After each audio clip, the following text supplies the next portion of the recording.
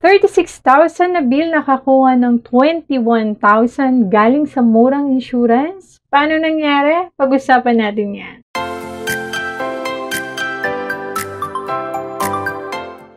Napakamahal magkasakit ngayon. Siguro lahat tayo ay gusto nating meron tayong may maaasahan sa tuwing meron tayong mga pangyayari na hindi inaasahan. So, katulad na lang ng pagkakaroon ng sakit. I just want to share my experience regarding sa isang insurance na uso ngayon dito sa Pinas. Kung kayo ay GCash user, malamang inyong napapansin ang insurance na Singlife.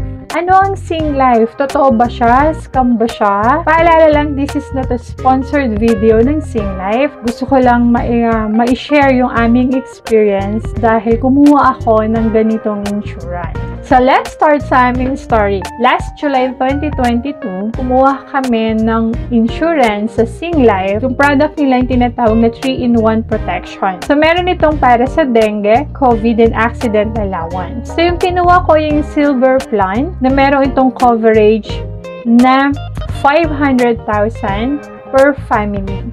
So, yun yung tinatawag nilang silver. So, sa dengue, meron silang 20,000 confinement allowance, COVID is 20,000, and also the accident is 20,000 plus 1,000 para sa test kit ng dengue. Kung severe naman ang mangyayari, meron silang 200,000 for COVID and 200,000 for dengue. Reimbursement type ito. And then sa accident, meron silang 200,000 din for cash. Kasi dito sa Singlife, reimbursement type siya. Kung babayaran mo muna yung bill mo sa hospital and then ibabalik nila sa'yo or i-reimburse nila sa'yo. Depende doon sa allowance lang nila. Unang, napaka-hesitant ko dito. Parang, ang mura naman. Daming tatlo na. Kasi ang binabayaran ko monthly ay 417. Yes, 417. Kaming tatlo na yung covered. Yung asawa ko at yung anak ko. So, nagbayad ako mula July. August, hindi ako nakapagbayad. Sa September na ako nakapagbayad for August, October for September, and November for October. And then, ang kagandahan dito ay meron akong cashback after kong mabayaran yung ika-fourth ko. Parang free na yung tatlo. So, last month lang yon naka-receive ako ng cashback sa kanila. Itong December 10, nilagdat yung anak ko, December 13, na-confirm siya ay may dengue. December 15, bumaba yung kanyang platelet at kailangan namin siyang i-transfer sa malaking hospital. So, December 16, na-confine siya. December 18 ay lumabas kami ng hospital na merong bill na 36,000 pesos. Cash siyang babayaran. And then, December 18 din ng gabi, nag-file ako ng claim kasi naalala ko nga na merong kaming insurance. Nag-file ako ng claim.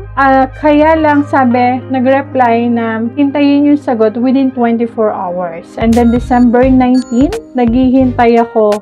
Walang sumasagot. So, kabado na ako. Parang, ano to? Scam ba to? And then, December 20, tumawag ako sa hotline nila. Wala rin sumasagot para kasing busy na. Nung araw din na yon, nag-file ulit ako ng claim. Pinasa ko na lahat nung requirement like yung result, test result, prescriptions, yung statement of account, and then yung pag-transfer or yung referral form ng aking anak. Kinahaponan, may tumawag sa akin na agent.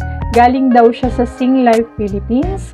May tumatawag na gamit yung number ko kung meron ba siya daw siyang maitutulong. And then, doon ako na-amaze. Binalikan niya ako. Hindi katulad ng jowa mo, iniwang ka at di ka na binalikan. So yan, binalikan niya ako at in-assist niya ako. Pinapapasa niya lahat ng requirements. Then, may concern lang talaga ako kasi yung result is galing sa ibang hospital. But then, yung bill ay galing din sa ibang hospital kasi dalawang hospital yung pinanggalingan ng anak ko. Pero sabi niya, as long as meron kaming transfer form o yung referral ay ipasa lang din.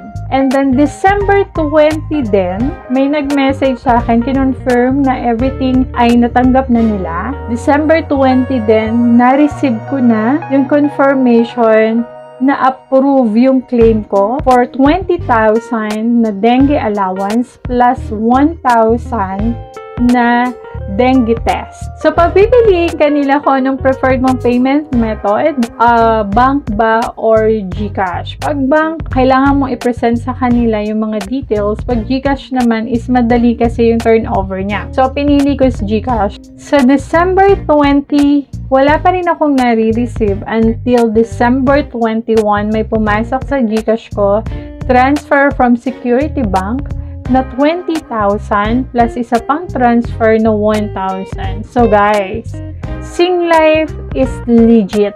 Napaka-smooth ng process. Very accommodating yung mga agent nila at recommended insurance. So, para sa iba, ang Singlife ay hindi siya maganda kasi hindi siya katulad ng insurance na investment. So, ibig sabihin na parang nagbabayad ka kapag hindi mo siya nagamit ay may makukuha ka. Sa Singlife, hindi. Wala siyang investment na kapag hindi mo nagamit ay may ibabalik sa'yo. Pero, sa akin, okay na rin siya kasi choosy pa ba ako na na-refund nila yung 3 months kong hulog. And then, parang last month lang ako ulit ng hulog dahil yun yung ika-4th. And then, binalik nila sa akin yung 21,000 na yun naman talaga yung pinapakita nila sa plan. So, guys, Singlife, again, is legit insurance here in the Philippines. If you want to know everything about Singlife, you can search it on the Google. Paki-browse.